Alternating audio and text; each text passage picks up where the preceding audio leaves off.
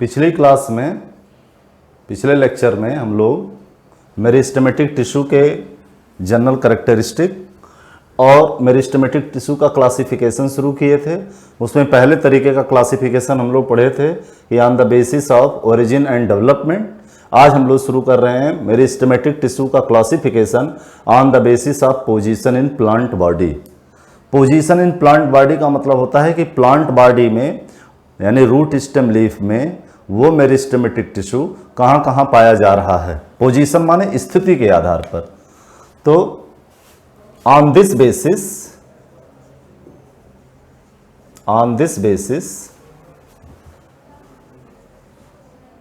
Meristems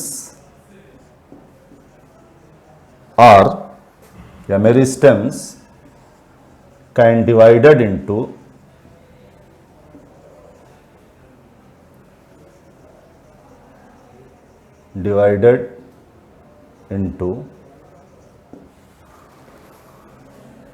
three type.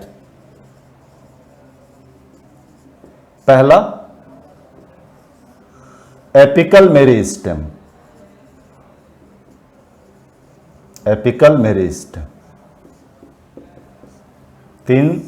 यहां भी तीन तरीके का मेरिस्टेम्स होता है।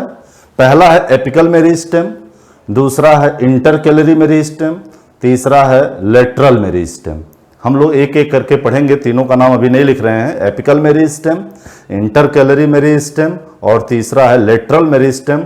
सबसे पहला एपिकल मेरिस्टेम। अगर इनके तीनों के पोजीशन की बात करते हैं तो पहले फिगर बना करके हम लोग इस चीज को समझेंगे।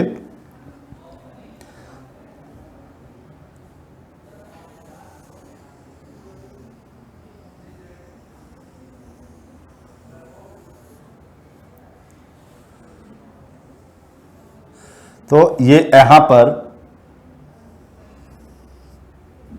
या ऐसे बनाते हैं, ये होगा एपिकल मेरिस्टेम,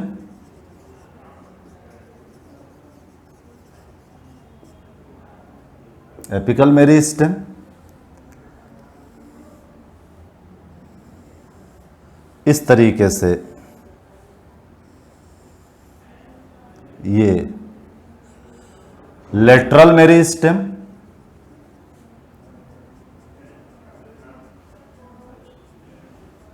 और यहां पर जहां से ब्रांचेज निकलते हैं वहां पर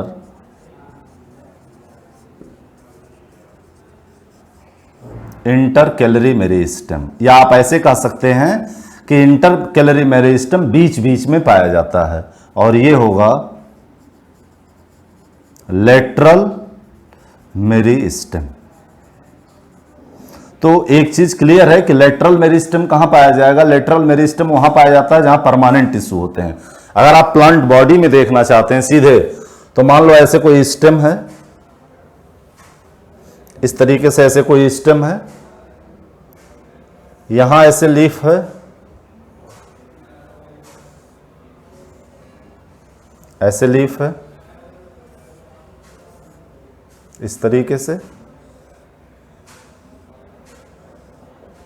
और यहां पर स्टेम में ऐसे।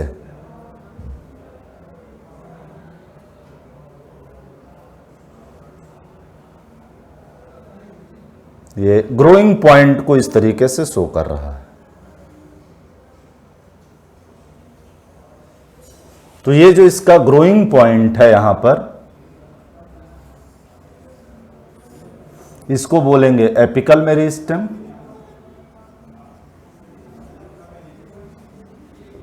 यहां देखिए दो नोड के बीच में एक नोड ये है, एक नोड ये है। नोड माने होता है कि जहां से पत्ती निकलती है, नोड प्लांट में सामान्य रूप से नोड को गांठ बोला जाता है यहां पर। तो यहां पर पाया जाएगा इंटरकैलरी मेरिस्टेम, और एक नई चीज जानिए, जहां से लीफ निकलती है इस तरीके से, ऐसे लीफ के एक्सियल पार्ट में, एक्सियल माने लीफ और स्टेम के बीच का हिस्सा जहां मार्कर रखा गया, इसे एक्सियल पार्ट कहते हैं। यहां पर ऐसे कुछ मेरिस्टेमेटिक टिश्यू होते हैं, इन्हें एक्सिलरी बड कहते हैं, इन्हें बोला जाता है, अभी आगे चर्चा करेंगे, एक्सिलरी बड। तो ये था कि कहां पर कौन सा मेरिस्टेम इस क्लासिफिकेशन के आधार पर पाया जाता है। देखिए वही चीज है लेकिन पोजीशन के आधार पर। तो apical meristem,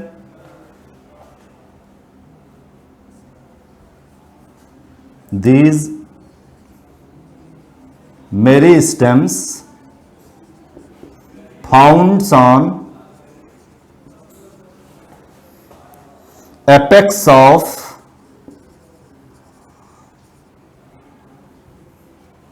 main and lateral shoots, main and lateral shoot and roots। देखिए यहां लिखा है this meristem, these meristem found on apex of main, main माने ये वाला एपिकल मेरिस्टेम है, ठीक है। या अगर कहीं ऐसे ब्रांचिंग निकल गई है तो उसके भी एपेक्स पर मेन एंड लेटरल ऐसे ब्रांचिंग यहां निकली हुई है, तो यहां भी ऐसे पाया जाएगा क्या, एपिकल मेरिस्टेम। अब दो जगह लिखा नहीं जा सकता है यहां पर फिगर में, तो इसलिए जान लीजिए कि found on apex of main and lateral shoots and root, दोनों जगह पर main and lateral shoot, shoot माने एरियल हिस्सा जिसमें स्टेम भी आता है और लीफ भी आती है। This is responsible for, this meristem is responsible for increase in length,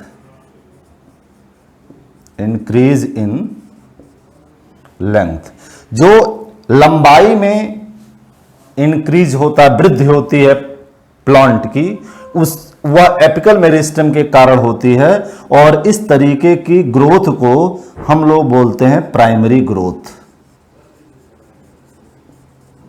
इसे बोला जाता है प्राइमरी ग्रोथ। मतलब अगर प्लांट की लंबाई बढ़ रही है तो उसे प्राइमरी ग्रोथ कहेंगे, अगर प्लांट की मोटाई बढ़ रही है या चौड़ाई बढ़ रही है, रेडियस उसका बढ़ रहा है, मोटाई या चौड़ाई बढ़ रहा है, तब उसे सेकेंडरी ग्रोथ कहते हैं। तो यहां पर इंक्रीज इन लेंथ है जो प्राइमरी ग्रोथ है। दूसरी बात, when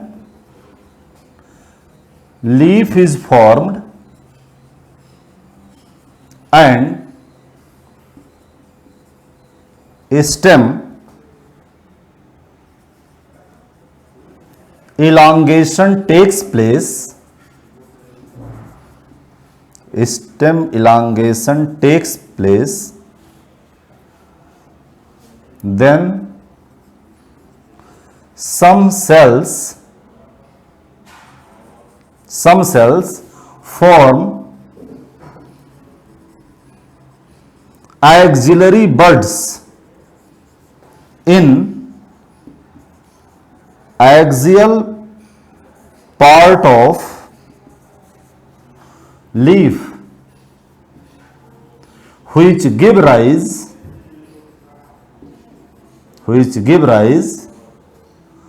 a branch of flower, a branch of flower। यानी यहां जो एक्सिलरी बड है, यही एक्सिलरी बड आगे डेवलप करके यहां फ्लावर बना देगा, ये फ्लावर बना देगा, ये कहने का मतलब है।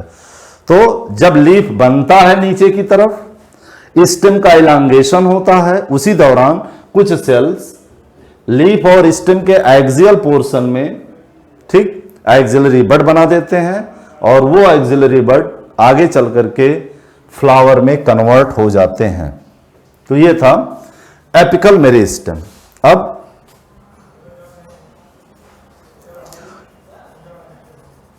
several theories have been put forward for to explain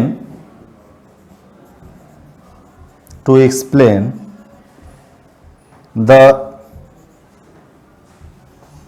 activity of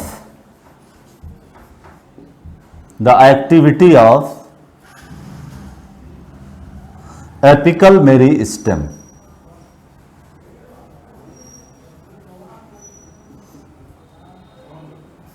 कहा जा रहा है कि एपिकल मेरिस्टेम काम कैसे करता है, ऊपर इसका मैकेनिज्म क्या है, और कैसे बाकी के और मेरिस्टेम या नीचे के और परमानेंट टिश्यू जो भी हैं उनका फॉर्मेशन कैसे होता है, उसको एक्सप्लेन करने के लिए बहुत सारे थियरी दी गई हैं। ठीक, सम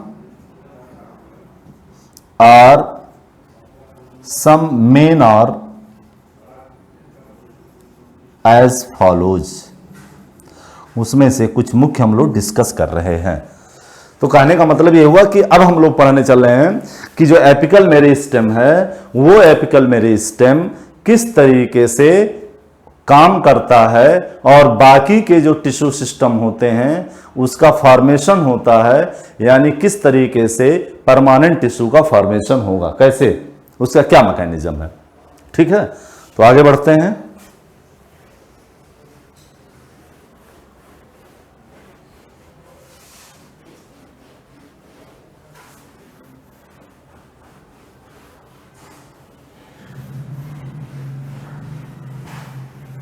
पहला है, जो पहला थ्योरी है वो है apical cell theory, given bye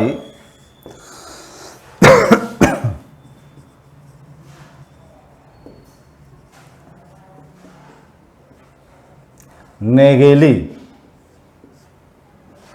given by Nageli. Apical cell theory.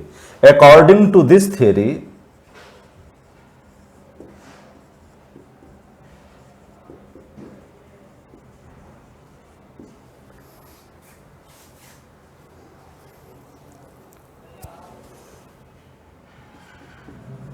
the activity of single apical cell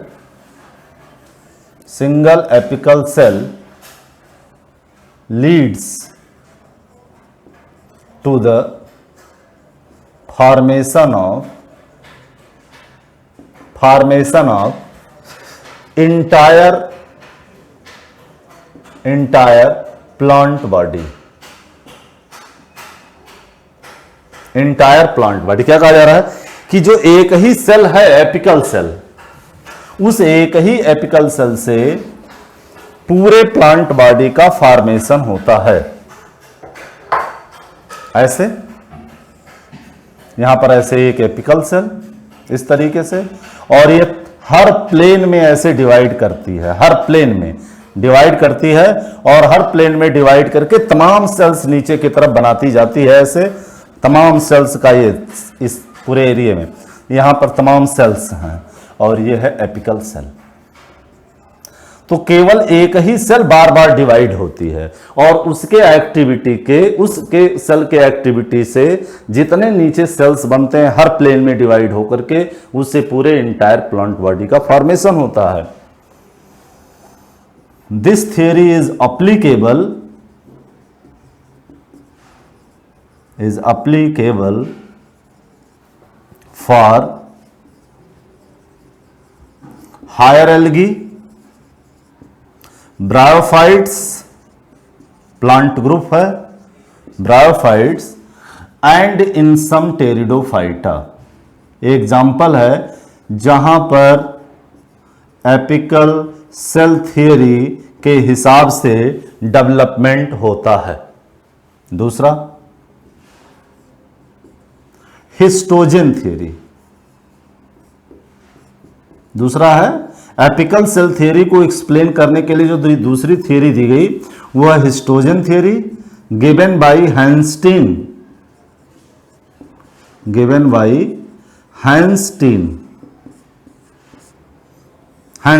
ये ज्यादा एप्लीकेबल है एंजियोस्पर्मिक प्लांट में भी एप्लीकेबल है, इसको समझना कायदे से। कहा जाता है, हाइंस्टीन ने कहा, अकॉर्डिंग टू दिस थियरी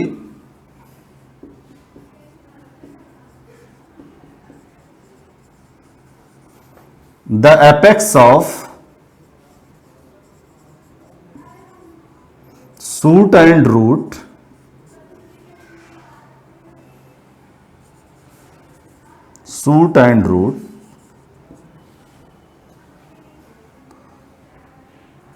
यहां लिख देते हैं द मेरिस्टेमेटिक टिश्यू या meristems, the meristems of apex of shoot and root is divided into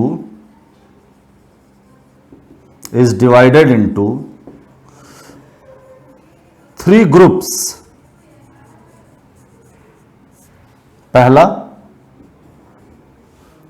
या 3 लेयर्स, ग्रुप नहीं 3 लेयर्स। पहला डर्मेटोजेन, दूसरा पेरीब्लेम, तीसरा plerome. Dermatogen outer layer, periblem middle layer, plerome central part, जो बीच में पाया जाता है सेंट्रल पार्ट। तो डर्मेटोजन, पेरीब्लेम, प्लीरोम। अब देखो इसको समझते हैं कि जो अगर इस तरीके से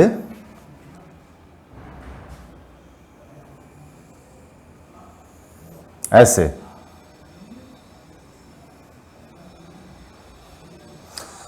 अगर ये सूट एपेक्स है, सूट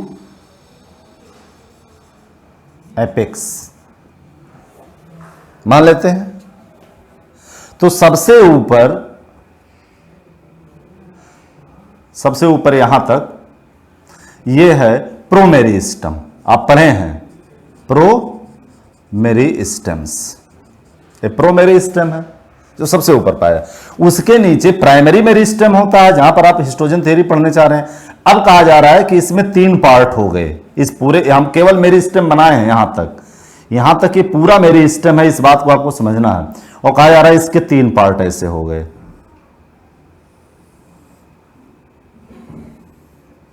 ये 3 पार्ट, पहला यहां छोड़ देंगे इतना, यहां से ऐसे,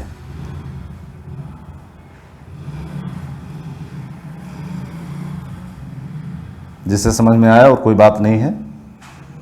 ये तो ये जो हम लेयर बना रहे हैं ऐसे डिफरेंशिएट करने के लिए, तो इसे कहें डर्मेटोजन। डर्मेटोजन के बाद आएगा प्लीरोम, पेरीब्लेम, और उसके बाद आएगा प्लीरोम। अब बात समझिए, कहा जा रहा है ये सब एपिकल मेरिस्टेम है, यानी कि अगर आप on the basis of origin and development पढ़ते हैं तो ओरिजिन एंड डेवलपमेंट से जो प्रो मेरिस्टेम होगा और जो प्राइमरी मेरिस्टेम होगा, ये सब मिलाकर के एपिकल मेरिस्टेम है। जो प्रो मेरिस्टेम और प्राइमरी मेरिस्टेम है, ये सब मिलाकर के एपिकल मेरिस्टेम है। तो यहां से यहां तक ये एपिकल मेरिस्टेम है। लेकिन हम लोग जानते हैं कि सूट के एकदम टिप पर जो मेरिस्टेम पाया जाता है वो प्रो मेरिस्टेम कहलाता है, और नीचे प्राइमरी मेरिस्टेम कहलाता है। ये सब मिलाकर के एपिकल मेरिस्टेम है। तो हम इस मेरिस्टेम को तो हटाएंगे नहीं, हमको इसको आइडेंटिफाई करना ही है। तो ये प्रो मेरिस्टेम हो गया, और नीचे के मेरिस्टेम 3 पार्ट में बट जाते हैं, डर्मेटोजन, पेरीब्लेम, प्लीरोम। ठीक है, तो डर्मेटोजन आउटर लेयर है, पेरीब्लेम मिडिल है, प्लीरोम। अब dermatogen gives rise give rise epidermal tissue system, ये एपिडर्मल टिश्यू सिस्टम का फॉर्मेशन करेगा। Epidermal tissue system give rise epidermal tissue system, ये जो हम लिख रहे हैं ये परमानेंट टिश्यू है, परमानेंट टिश्यू। किस मेरिस्टेम से कौन सा परमानेंट टिश्यू बनेगा? ये सब ये मेरिस्टेमेटिक टिश्यू है, ये मेरिस्टेमेटिक टिश्यू है। डर्मेटोजन मेरिस्टेमेटिक टिश्यू है, उसे कौन सा परमानेंट टिश्यू बनेगा? तो कहेंगे एपिडर्मिस या एपिडर्मल टिश्यू सिस्टम बनेगा। पेरीब्लेम से ग्राउंड टिश्यू सिस्टम बनेगा, यानी बीच में ग्राउंड टिश्यू सिस्टम होगा। और प्लीरोम जो सेंट्रल पार्ट है उससे वैस्कुलर टिश्यू सिस्टम बनेगा।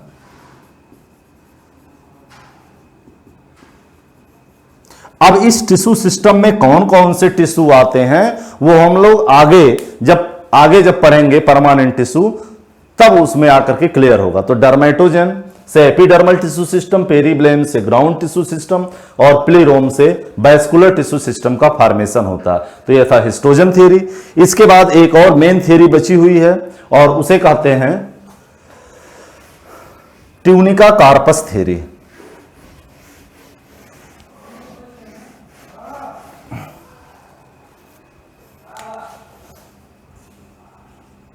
Tunica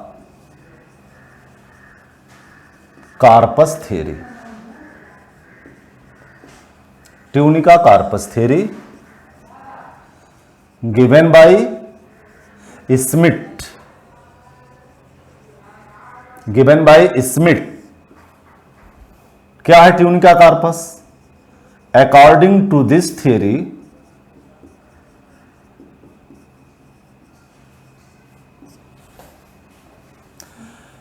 meristematic tissue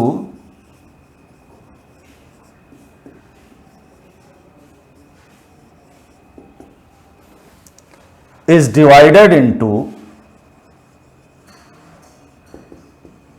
only two layers, only two layers। यहां पर केवल दो लेयर की बात हो रही है। पहला आउटर ट्यूनिका और दूसरा इनर कार्पस। अब ट्यूनिका क्या है? Outer. It forms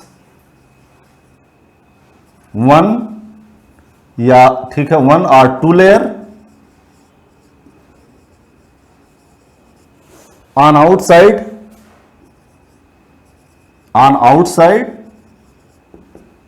has a small cell, जो इनके सेल्स होते हैं वो कार्पस की तुलना में छोटे होते हैं, and forms epidermis. Epidermis by outer most layer, outer most layer के द्वारा ये एपिडर्मिस का फॉर्मेशन करता है। कौन? ट्यूनिका। कार्पस क्या है? It presents on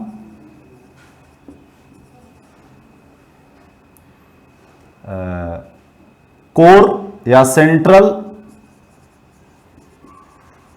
core, cells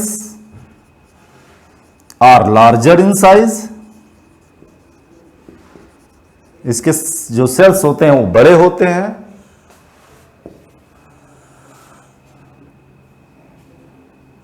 other tissue accept epidermis, यहां जो लिखा है outermost epidermis, except epidermis derive from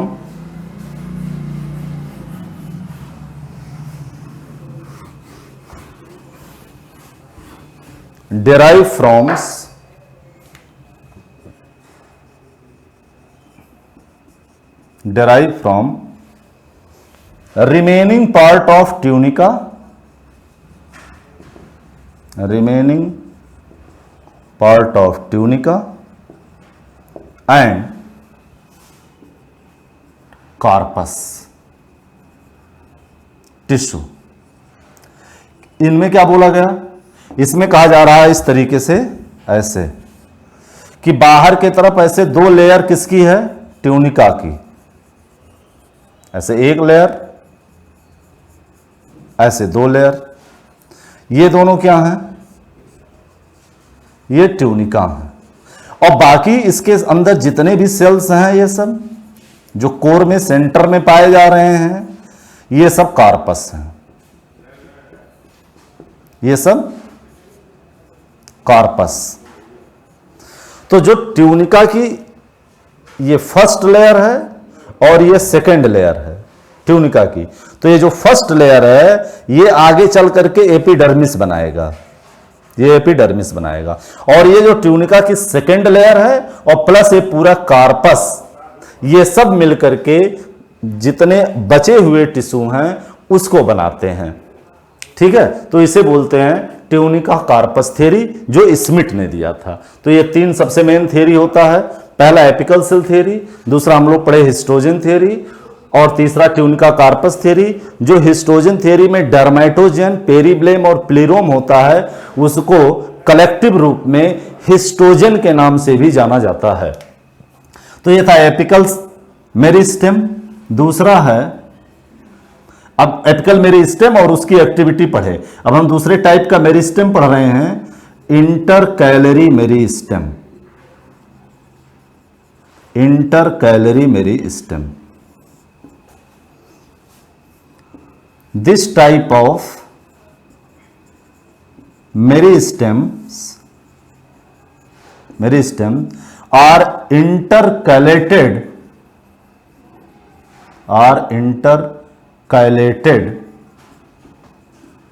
in between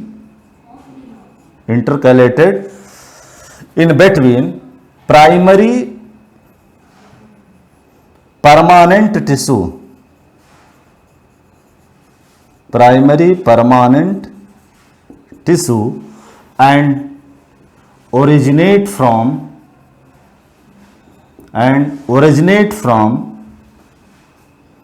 primary meristems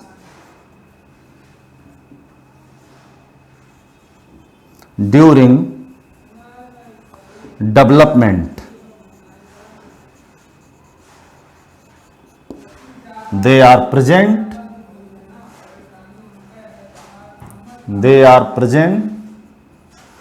at base of internode,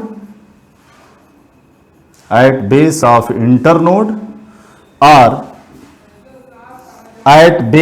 leaf,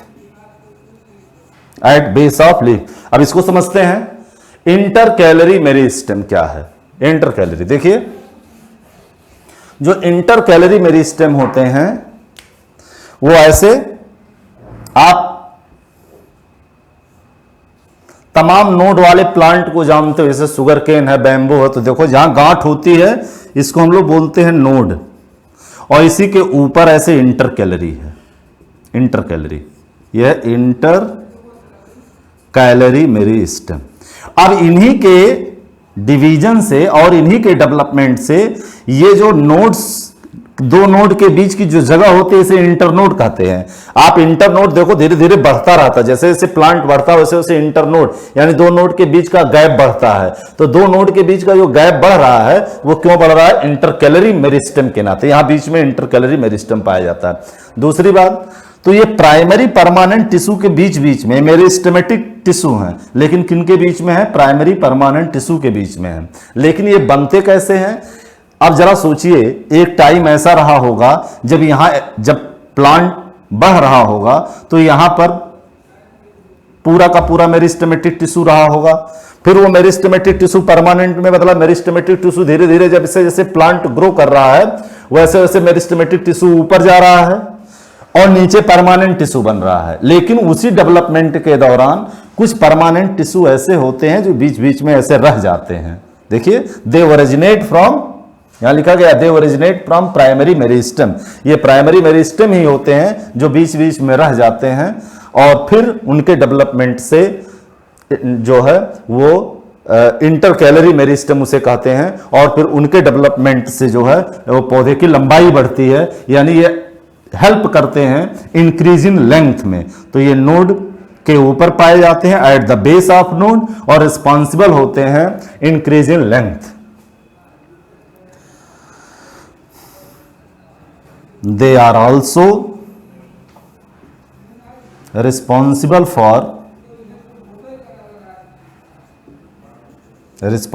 for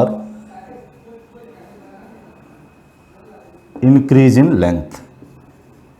अब एक और बचा है इंटरकैलरी मेरिस्टेम के बाद में तीसरा, और वो तीसरा है lateral meristem.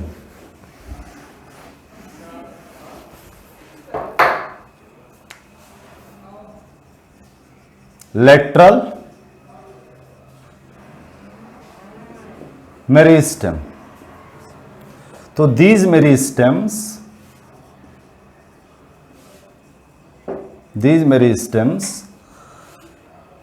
are present along lateral side of shoot and root. ठीक है, सूट एंड रूट,